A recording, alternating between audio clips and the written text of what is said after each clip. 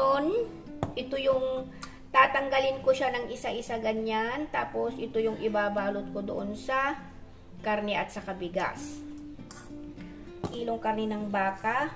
3 kutsarang bigas.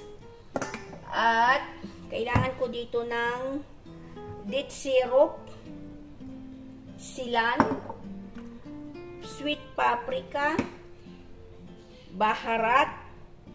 Ito, iwan ko kung mayroon sa Pilipinas ito, baharat. Sa mga nasa Israel lang nakakaalam yan. Tapos, black pepper at saka salt. Okay, ngayon ay natanggalan ko na yung nilaga kong sibuyas kanina. Ito na yung natanggal ko. Ito yung kinuha ko. Isa-isa-isahin natin. Ganyan natatanggalin. So, yung pinakaloob, dahil nga maliliit na siya, hindi na siya malalagyan. So, ang gagawin natin ay igisa natin ito. At ito na yung panluto sa mamaya yung ilalagay nating binalot nating karne.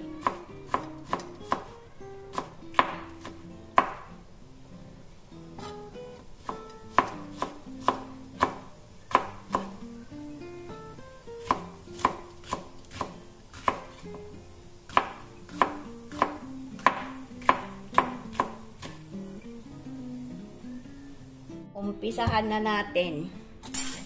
Igisa ko muna itong aking sibuyas.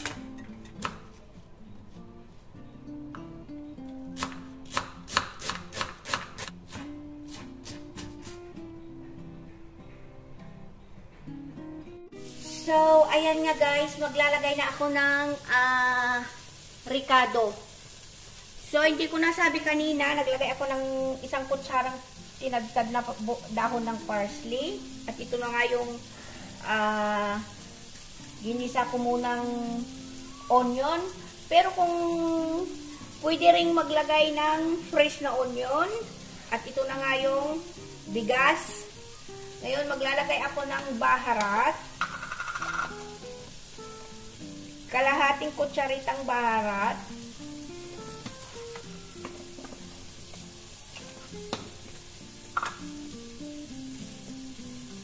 Kalahating kutsarita ng paprika.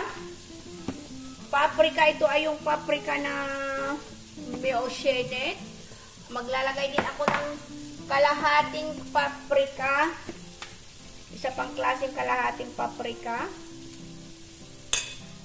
Ayan. Black pepper. Kalahating kutsaritang black pepper.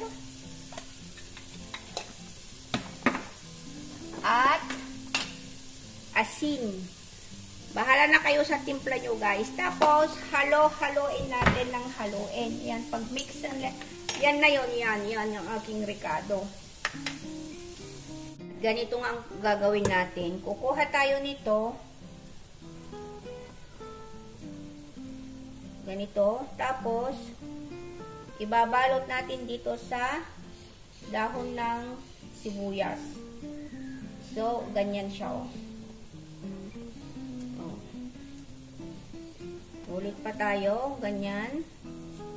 Kukuha tayo nito. Tapos, ibabalot natin sa dahon ng sibuyas.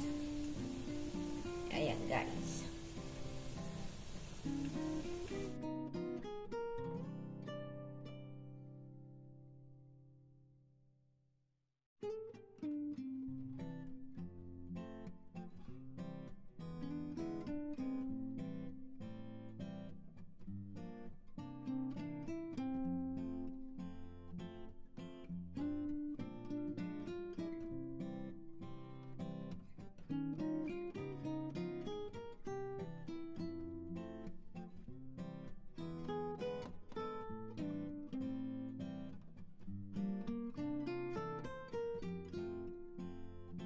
Na siya. Ngayon, maglalagay ako ng meron ako ditong binabad ko sa tubig na yung cranberry at saka pasas. Dry. Kunti lang. Tag-iisang kutsara. Tapos, maglalagay ako ng tubig.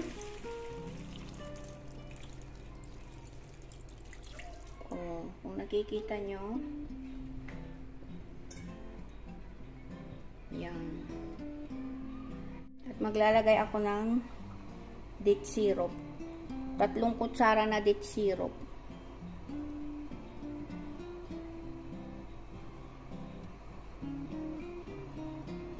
Yan. Ngayon, iluto muna natin dito sa kalan ng 40 minutes. Tapos, i-oven ko yan ng 30 minutes. Yan, guys.